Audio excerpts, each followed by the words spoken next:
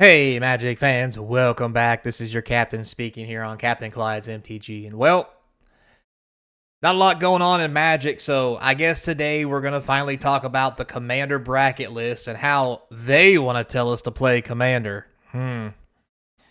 So before we get into it, let's not forget, comment, like, subscribe, become a member on YouTube. It's as easy as $1 a month to get all this stuff early and get some pretty cool deals, drawings, whatnot, so forth, and therefore. Now,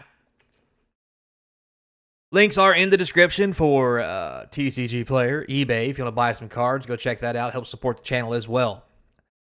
So, we're going to talk about Commander brackets, or at least what their first version, run, try, beta system, call it what you will. And yes, this news is a little old, but I know some of my friends have been asking me why I haven't talked about it. And I have, just not on the channel, so not a lot of Magic news going on. So let's take a look at this and give a brief overview of what kind of shenanigans we got going on. So in their Commander system bracket that they have a level 1 Commander deck, which is Exhibition, your ultra casual Commander deck. Not sure that's the right words, but anyway. So in a level 1 deck, you're not allowed to you can have no mass land denial or extra turns. So no time walks, nothing that gives you an extra turn, and nothing that destroys mass amounts of land in any version. So that's any land 2 or more. You cannot have a 2-card infinite combo, which, I mean, kind of makes sense, I guess.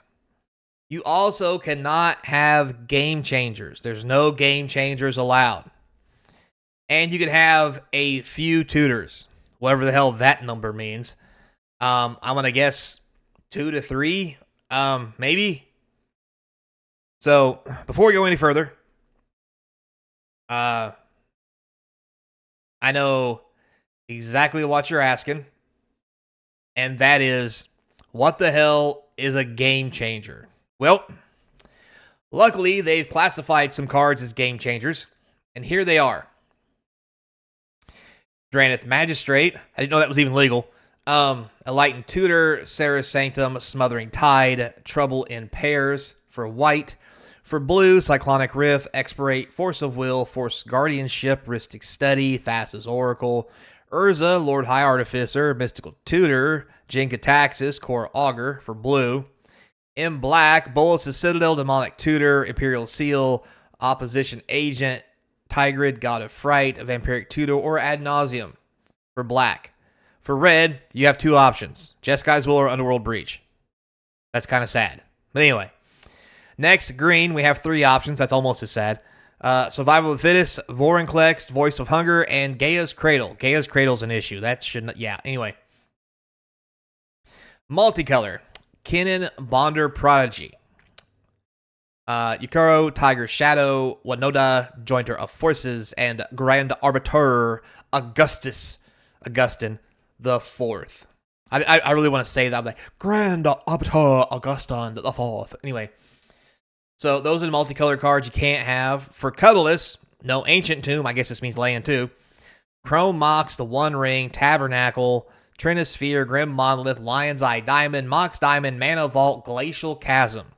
If you don't know what Glacial Chasm is, boy, we need to have a talk. Anyway, so those are your game changers. You're not allowed to have any of those in Exhibition 1. Now, I don't know about you. That almost doesn't sound fun. But to be fair, I haven't tried it. Maybe it would be. Now, for level 2, which is core, you get the average current pre-constructed deck. And I have lots to say about what they think the average pre-constructed deck has in it, because there's cards that are not game changers or any of these other cards that are a lot better than the shit you get in pre-constructs. Anyway, no mass land denial, period. Now, it says no chaining extra turns. You can have extra turns. At level 2, you can have a time walk or whatever. You just can't have anything that chains extra turns together.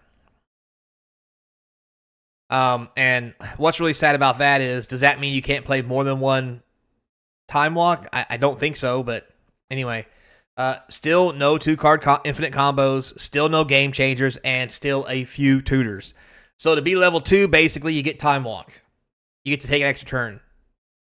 Now, going to 3, which is upgraded beyond the strength of an average precon deck. I think that was 2, but anyway, because last time I saw a precon deck with Time Walk in it was never. On this one, no mass land denial again. So you still can't board wipe land. You still cannot chain extra turns, but you can have a late game 2-card infinite combo. Whatever the hell that means. I guess 2 cards that are stupid expensive and at the end of the game then go hog wild. And then you're also allowed to have 3 game changers. Notice, it doesn't say anything about a few tutors, so you can have as many tutors as you want as well for 3. Now for 4, you have optimized, high-powered commander. It's time to go wild. No restrictions other than the ban list. And let's be fair, I'm pretty sure the ban list was the whole reason we did this, so why would you make a level that says you can't play the ban list? Anyway, won't go there. I guess you could play them in the older sets, the ones that aren't already on the list for things you can't use. And then we have CEDH, high-powered with very competitive, metagame focused. No restrictions other than the ban list. So, what the hell is the difference between 4 and 5? None whatsoever. This only changes. I mean, it basically, if you play. What's bad about this is if you play Time Walks, you're automatically a 2. Now, most decks that don't play Time Walks that are very powerful could easily be a 1. I.e., mono red. Just don't play land destruction in it. Like, I'm gonna be honest with you. Here's what's wrong with this bracket system. The mono red deck where you play that damn monkey as your commander, if you take out the land destruction, which sometimes is part of the deck, sometimes it's not, it really don't matter. You can play everything else, including no game changers, and that deck fits into category 1. And that deck can be played up here because of how good it is. Just gonna put that out there. So already, I do not see this system working. Because you can easily cheese your way into a 1 by just playing a color that doesn't have extra turns in. This is basically saying I will play any color but blue. Basically. So it already don't make a whole lot of sense. And I really think they're going to have to work on this because this is, again, these two aren't different, so why the hell even list them differently? This one doesn't have enough ways to level out the playing field because there are too many powerful cards that are not game changers that can easily be in this deck. Like I mentioned, the mono red monkey deck that will just devastate people because they are out all the good stuff. So, and before we get too far into it, let's go back up here to the no restrictions other than the banned list part. So once you want to play the optimized or CEDH as it were, we have the banned list. Let's run through that real quick. We have Jet, Pearl, Ruby, Sapphire, Nardu, Panoptic Mirror, Paradox Engine. Paradox Engine is on the ban list? Anyway. Primeval Titan. I forgot that was on the ban list. Prophet of Crewfix, Recurring Nightmare, Land of War Emissary, Shahrazad. If you play this, you need help. Sundering Titan, Sway of the Stars, Sylvan Primordial, Time Vault, Time Walk, Tinker, Tolarian Academy, Trade Secrets, Upheaval, Yawgmoth. Yes, I started in the middle of the alphabet.